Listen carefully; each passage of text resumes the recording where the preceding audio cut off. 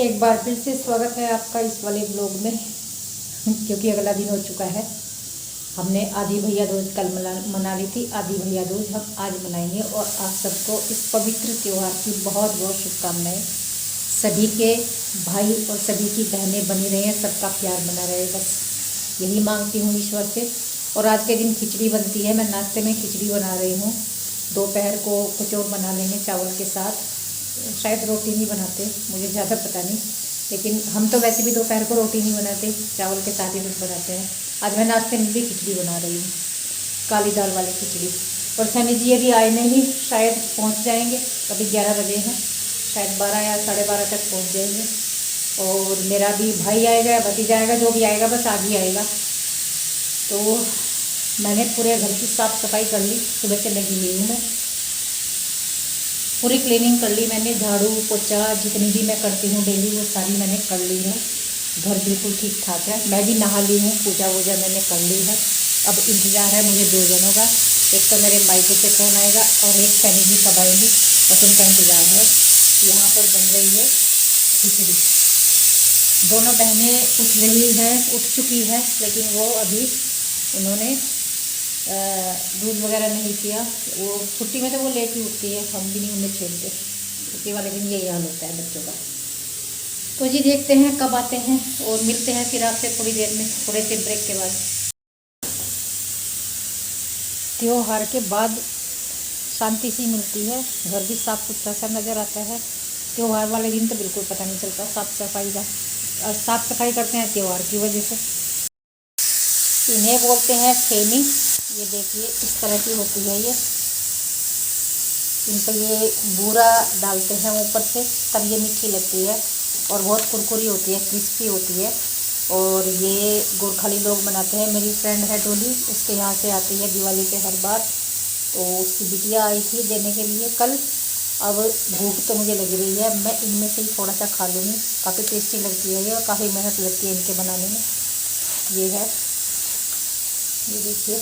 और वो जहाँ जहाँ उनका वो होता है, मतलब जान पहचान मेल जोल, वहाँ सब जगह देते हैं। इतनी इतनी इतनी मेहनत से बनती है और इतनी सारी देनी पड़ती है। थैंक यू डोली, थैंक यू सो मच।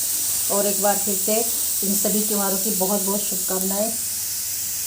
ये देखिए ऐसे बनाने के बाद इन पे ऊपर से चीनी पीस लेते हैं, या तो पाउडर बना लेते हैं या फिर बूरा, ये ऐसे डालते हैं, उससे ये फिर मीठी लगती है। तो पूरी तो नहीं खाऊंगी पर मैं थोड़ा सा खा लूँगी। और यहाँ पर देखिए मेरे भतीजे आए थे भैया दूज वाले दिन। ये दोनों बैठे हैं, उधर सन्नी है बड़े वाला और इधर सागर है छोटे वाला। और सनी जी इनसे 10 मिनट पहले ही आए थे दीदी के यहाँ से। और क्योंकि एक दिन पहले ये चले गए थे कान्हा को लेकर। तो यहाँ पर मैच चल रहा है, ये चाय पी रहे हैं और मैच देख रहे हैं। तो मैच के शौकीन तो आजकल सभी होते हैं और हमारे घर में तो कुछ ज़्यादा ही है। मेरा भाई तो पूरी तरह से पागल रहता था क्रिकेट के पीछे। जब हम बहुत छोटे छोटे थे, जानते भी नहीं थे क्रिकेट होता क्या है, तब उसने हमारे गांव में क्रिकेट की टीम बना ली थी। और फिर आगे बच्चों को तो होता ही है, अब तो सभी को ही है। अब तो ऐसा कौन है जो मैच नहीं देखता, अब तो मेरे पिताजी भी देखते हैं मैच। तो ये है जी। तो यहाँ पर ये चाय पी रहे हैं और वो मैच देख रहे हैं। उसके बाद फिर टीके का प्रोग्राम चलेगा।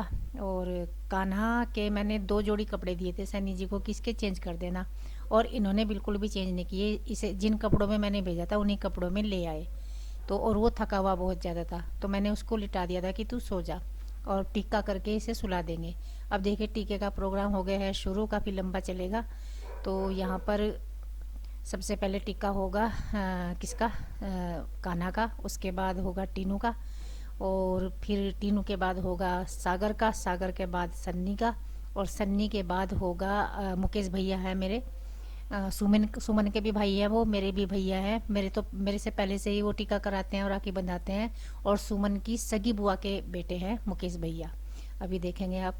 तो यहाँ पर कान्हा का टीका कर रहे हैं ये, और इनका सबका हो जाएगा बस इसी तरह से क्रम क्रम वाइज। तो यहाँ पर 2 दिन मना ली इन्होंने भैया दूज, और कान्हा को 2 बार टीका हो गया है।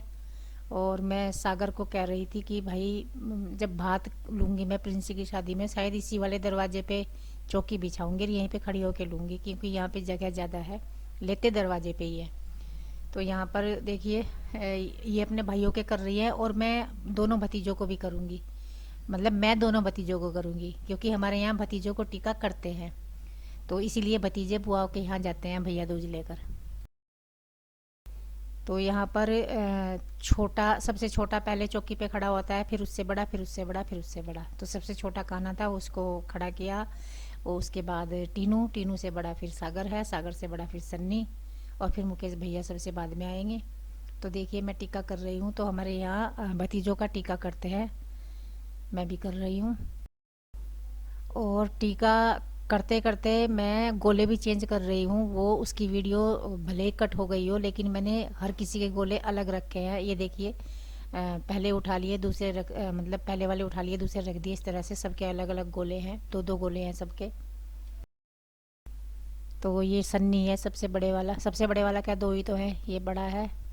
और इसको मैं कर दूंगी। और फिर उसके बाद मुकेश भैया, ये देखिए मुकेश भैया आ गए हैं ऊपर, सुमन के से करा के आए हैं ये टीका। सुमन के बुआ जी के बेटे हैं।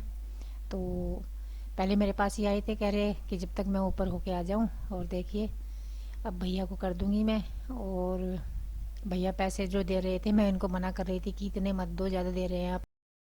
और शाम को हम आ गए थे यहाँ पिज़्ज़ा हट। पिज़्ज़ा हट इसलिए आए थे, ये सन्नी और सागर जा रहे थे वापस, और सैनी जी इन्हें रोक रहे थे कि आज मत जाओ, आज यहीं पे रहो, और चलो सन्नी की आज पिज़्ज़ा पार्टी करेंगे। तो हालांकि मेरे भतीजे को भी पिज़्ज़ा पसंद नहीं ज़्यादा, और मुझे भी पसंद नहीं गया सन्नी, रोक लिया इनको ज़बरदस्ती। तो इसके घर मतलब पापा को फ़ोन किया, पिताजी को फ़ोन किया, कह रहे मतलब मान नहीं रहे थे बिल्कुल भी। तो हमने सबसे फ़ोन पे बात कराई, सब ने बोल दिया कि जब वो रोक रहे तो रुक जाओ।